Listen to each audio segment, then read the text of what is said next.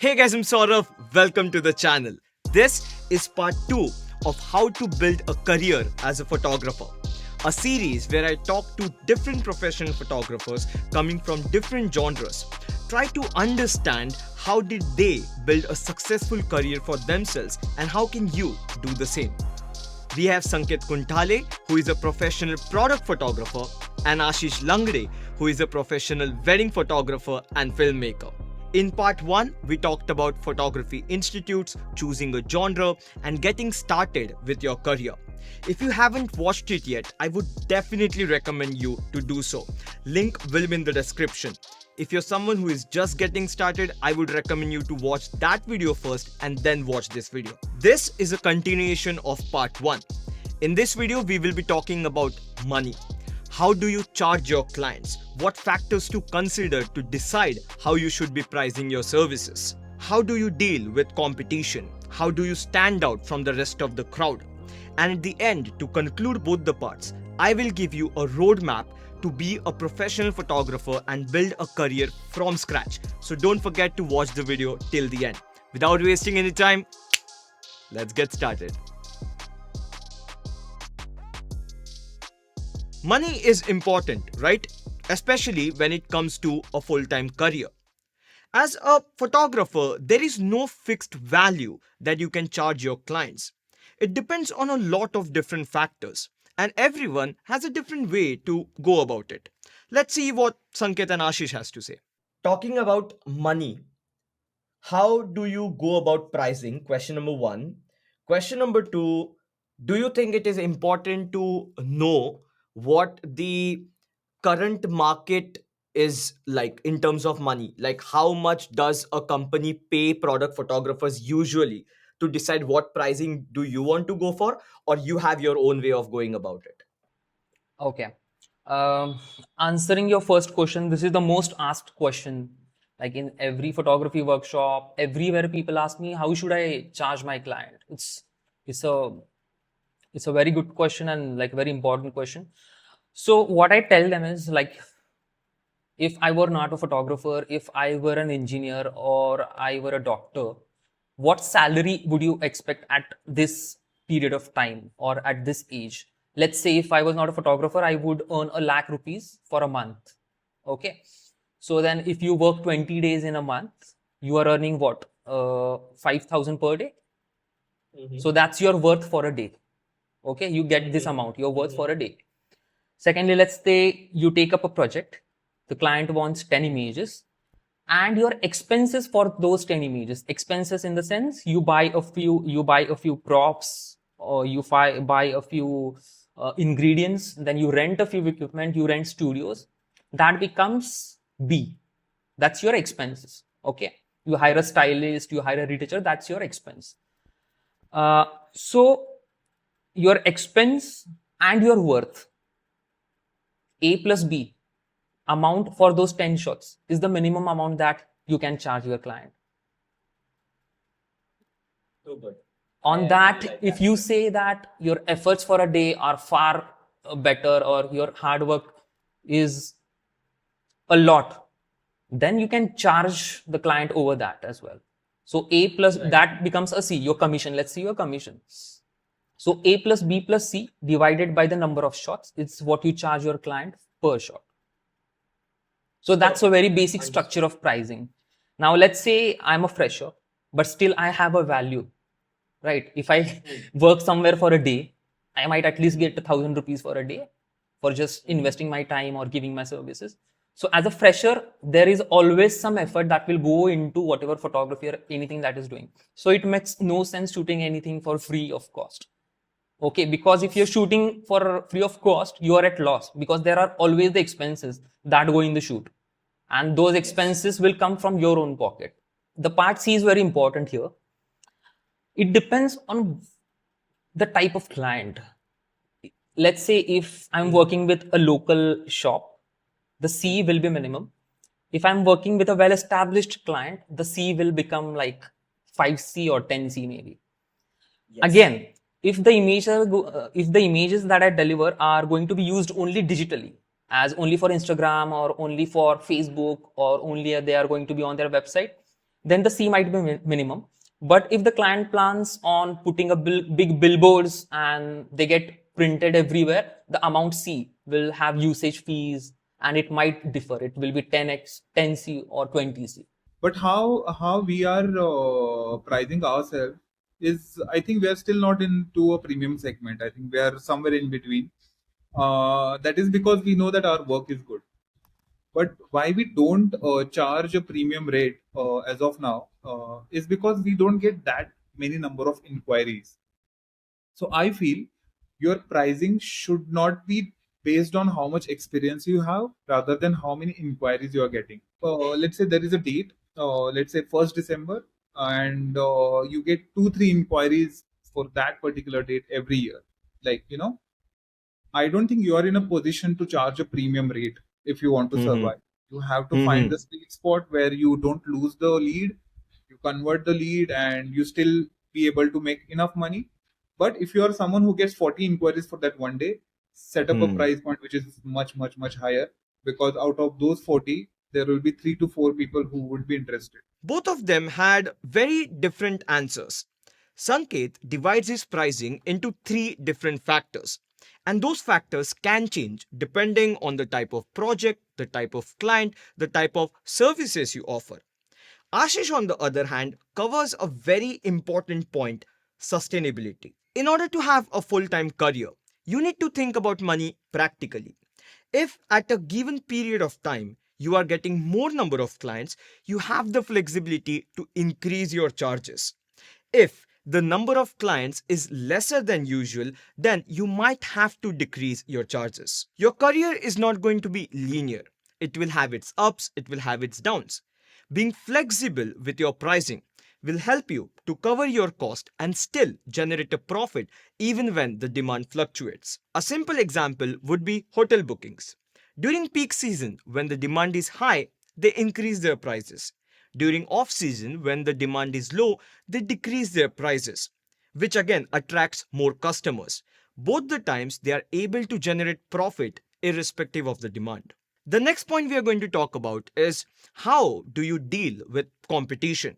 Before I get into the conversation, I want to talk about something important which will help you to stand out from your competition. If I am a client and I want to hire a photographer, the first thing I'm going to look is his or her portfolio. You can use social media to showcase your portfolio like everyone else, but if you want to stand out from your competition, you need something unique, something of your own.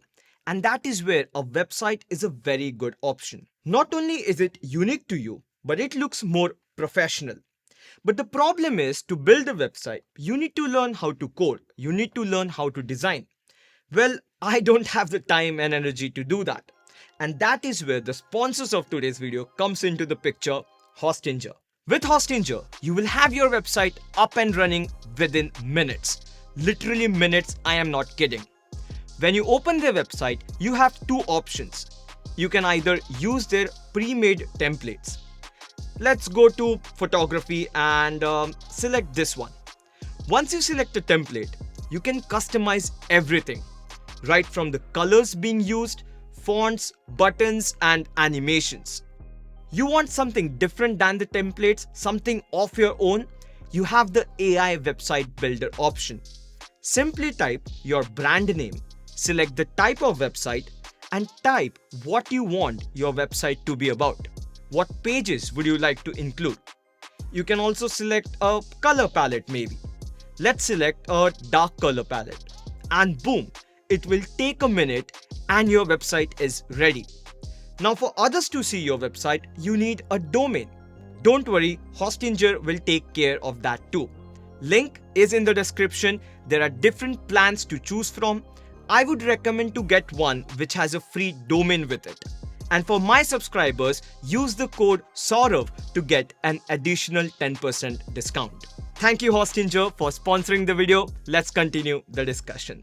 Say in the last decade, the number of photographers have increased significantly in the market, right? When you started photography compared to what the situation is today, there are a lot of different photographers, okay? Do you feel the pressure of the increasing competition, do you feel the pressure of standing out from the rest of the audience, sorry, rest of the competition? The answer is actually going to differ person to person. My answer is like my experiences. I'm not bothered what everyone else is doing. I just keep doing what I do good, and I believe in it. Uh, as an artist, as I said, because I have an art background, I also know a stronger art aspect of the things I do, and I trust in those instincts. I know that I'm very quick at what I do, as in my thinking is very quick, my execution is very quick. I am not relied on any kind of stylist. I'm not relied on any kind of retoucher. Right from constructing a mood board, right from a creative ideation, sourcing all the equipment, all the props, ingredients, my own self, and photographing everything myself, of course, and retouching. Like I'm a one-man army. So it's very challenging to do all these things by your own self. And I believe that not many people can do that. Like if you're a good product photographer, you don't necessarily have to do the retouching. As in, you can't do the retouching equally well. You can't do the styling equally well. And there are very, very less people. I even don't know who those are, but might be very few people. And I believe in this quality of mine. So I'm seriously not, I don't overthink. I don't think at all like what everyone is doing and who my competitors are. Yeah, I feel that sometimes, okay, looking at your competition in a healthy way can be inspiring as well. Sometimes. Yes, yes, it's very inspiring. I do have a circle, as in we might not talk, but we like each other pictures, we reply to each other's stories, and there are a lot of things that I learn from them as well. Like I learn from everyone. I learn few things from my wife as well, from my assistants as well. There are very tiny little things. I have couple of inputs to this actually. I feel that you should compare yourself if it's inspiring you. If it's not inspiring you, you should not compare yourself. Okay, like the healthy comparison is good when you let's say there's a photographer who you look up to. Okay, this photographer's work is really good. How can I improve my work so that I can at least get close or match the level? That is good. But at the same time, getting if you're getting discouraged because of that, then there is no point. And as you said, if you're confident about your work, why are you confident about your work? The reason for that is you have mastered your work day after day after day. You have focused on what you used to do, how you can do it better. So second thing is, if comparison discourages you, I've always said this, that I've always a firm believer of this, is compare with yourself. Okay, compare your work 5 years back and see how far you have come. Maybe sometimes it might happen that 5 years before you used to do something that is better than what you do now. Maybe some aspect of it, right? Maybe you can try incorporating that as well. So always comparing your work with your old work with your new work is good. That is something you can analyze and give constructive feedback to yourself.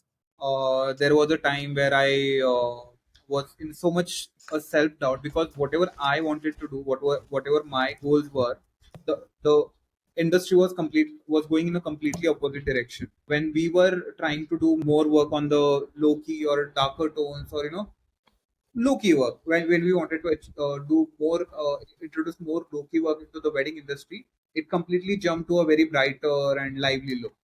Uh, first first 1 year, 1.5 year, we suffered like anything. I remember our weddings dropped down to 60%. We got our business dropped to 60%.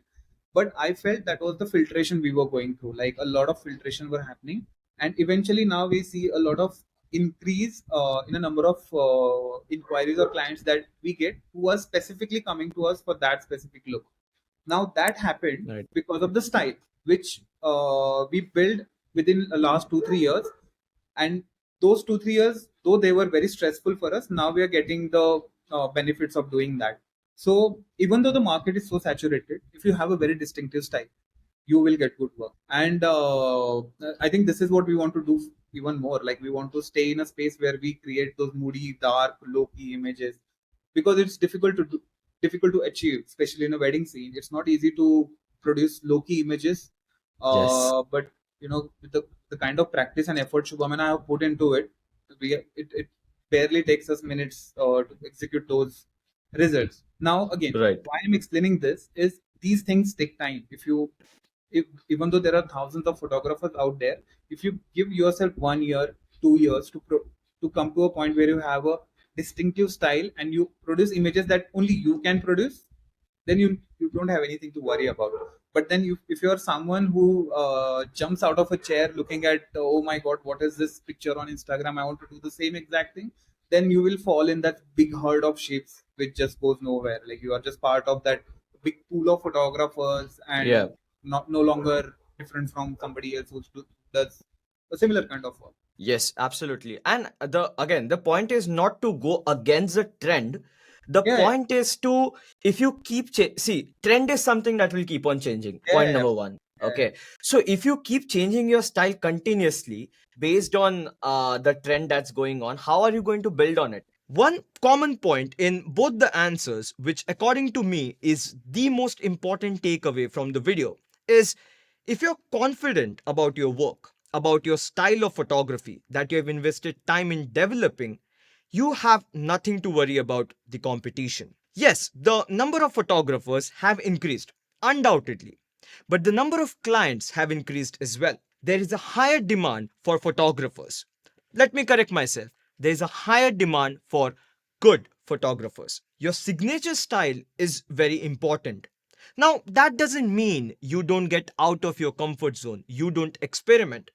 But doing the same thing repeatedly will help you to understand the small details that you will master throughout the process that others might ignore. And that exactly is what will help you to stand out from the rest of the crowd. Combining parts 1 and 2, we have discussed a lot of important topics. Let's summarize this and try to build a roadmap. The first step, learning photography. Understand the basics. You don't necessarily need to join a photography institute. While having a degree in photography can be helpful, having some educational background is more than enough. Once you have learned the basics, it's time to gain practical experience. How will you gain practical experience? By shooting. You need to learn the art of composition, framing, storytelling. These skills will make you a good photographer. The next step is to choose a genre. When choosing a genre, there are two important factors to consider. 1. Are you passionate about it? 2. Can you earn money through it? Both points are crucial and you can't ignore either. If you're passionate but you can't make money from it, you won't be able to have a full-time career. If you choose a genre solely for the money but lack passion, you will face creative blocks more often and won't be motivated to improve your work. Once you've chosen a genre, it's time to build your portfolio. To showcase your portfolio, you can use social media, a website, or both. A website looks more professional. If you don't have one, you can use Hostinger. Link is in the description. Your portfolio should reflect your signature style, which will help you stand out from the competition. Developing your signature style is where you will spend most of your time and years. It will be crucial in determining how good a photographer you are. Lastly, let's talk about money. How do you price your services? We saw two approaches, a structured approach and a dynamic approach. These approaches are not necessarily different. You can use a combination of both. This is a good idea to start with and then figure out what works for you. Once you have completed all these steps, your journey as a professional photographer begins. I hope the roadmap did simplify a lot of things. I hope now you have a better clarity on how to proceed. But still, you will face challenges in your career. Every career option, be it creative or non-creative, has its own set of challenges and there is no way to sugarcoat it. The important thing is to believe in yourself, not give up, and focus on getting better every single day. I know this sounds a bit philosophical, but if it keeps you going, I guess I've done my job. Thank you Sanket and Ashish for all the insights. It was lovely talking to you people. Thank you Hostinger for sponsoring the video. Thank you for watching the video till the end. I will talk to you guys in the next one. Bye.